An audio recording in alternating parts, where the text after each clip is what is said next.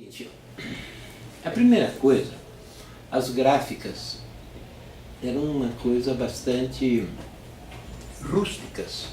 Por quê? Porque as gráficas eram enormes, gráfica séria. Você tinha que trabalhar com máquinas pequenas, porque as máquinas fazem rumor, fazem barulho, e um barulho muito típico. Então, era muito difícil trabalhar com isso. Você tinha que trabalhar basicamente com mimeógrafos, que eram uma coisa ridícula. Você fazia página a página, a mão e a tinta, para não fazer barulho.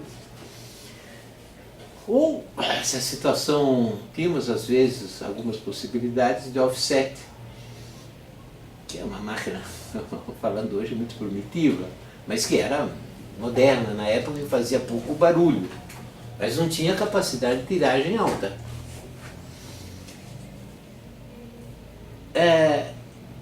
A gráfica era a coisa mais perseguida que existia pelas suas supressivas. Porque a gráfica tentava retransmitir ideias. Você não podia falar, não tinha rádio, não tinha televisão, não podia falar, você comício, só podia soltar papelzinho. Então, na verdade, a gráfica servia para fazer jornais clandestinos e panfletos. Coisa muito simples, muito simples. Mas às vezes a gente via necessidade, falo mais do meu caso, depois posso falar de alguns outros casos, se tinha alguma necessidade de publicar um texto maior, que a gente tentava fazer na medida do possível em forma de livrinho. O que quer dizer? Vai para o offset ou vai mesmo para o chicostilho primitivo, era mais trabalhoso, aí você dobra, aí você pinça, aí você põe uma capinha, sei lá do que, Playboy, isso era fundamental, não é? Para você poder andar com aquilo. Quais eram os livros que a nós interessava numa fase, uma certa fase, por exemplo? Nós tínhamos uma grande discussão sobre a questão das guerrilhas. Como se faz, como se faz, quais são as posições. Então, houve a necessidade, um dos livros de forma muito simples, insisto, sempre feita, foi às vezes assim, fazer tradução também. La Révolution dans la Révolution de Rez Debré, né? Que tinha sido um jornalista que tinha coberto as guerrilhas do Che, tinha escrito um livro sobre guerrilhas. Aquele era um texto importante, embora todos nós considerássemos um texto errado, profundamente errado. Era um intelectual francês e tal. Esse foi um dos livros feitos. Depois foram feitos textos também com o Mercadium, que eram extratos das obras completas de Lenin, que era Lenin e a Guerra de Guerrilhas, ou as guerrilhas, Lenin e as guerrilhas. Porque é necessário ver um pouco uma posição mais clássica.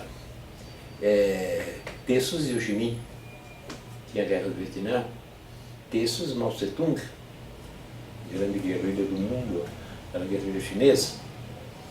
Então, vários desses textos foram publicados. E, como eu digo, circulavam com poucas cópias, de mão em mão. Acabaram sempre chegando um momento que a gente jogava fora, de medo, mas foi uma série de coisas. Depois se fazia algumas outras edições. Não, foi feito, por exemplo, uma edição sempre nessas condições, muito boa, que foi feito pela Ação Popular, em transição ao PCdoB, o livro negro da ditadura. Este era muito consistente. Era um livro muito consistente porque arrecadou denúncias muito circunstanciadas dos prisioneiros que estavam nas cadeias, de jornalistas, de advogados, jornalistas, era muito circunstanciado. Foi um livro importante, o livro negro da ditadura, tanto é que ele foi republicado há 2 anos atrás, agora como livro não clandestino. Era realmente uma capa negra, com uma horrível caveira.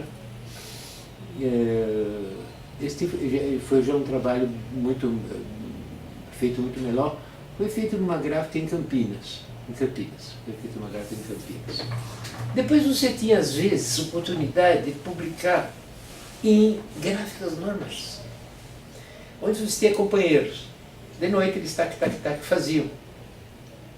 Eu recordo de publicações de obras de Marighella, que foram feitas então quase de forma, sempre parecia, não era legal, mas parecia legal, parecia livrinhos mesmo, entende? Algumas obras de Marighella, inclusive poesias do Marighella, foram feitas em gráficas normais, mas de forma ilegal.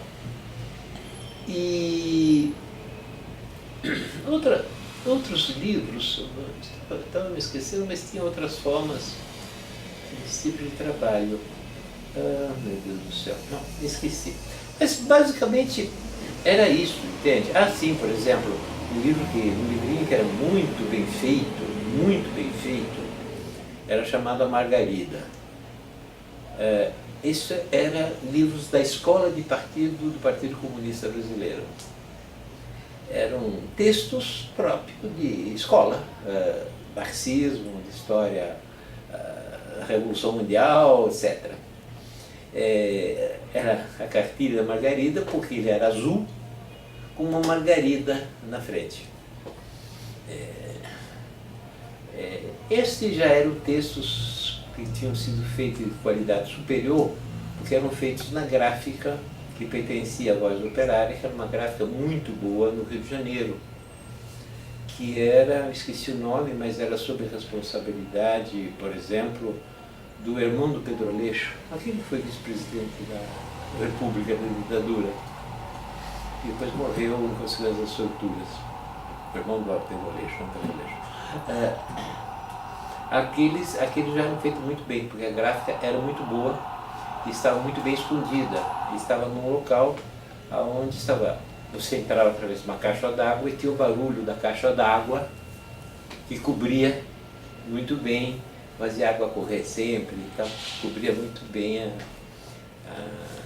esse tipo de rumor que fazia as máquinas offset, que eram boas. Depois ela caiu também, né, no final de 74. Mas foi isso o tipo de produção. Era uma produção que é difícil às vezes a gente ter uma ideia, porque ela se reproduzia.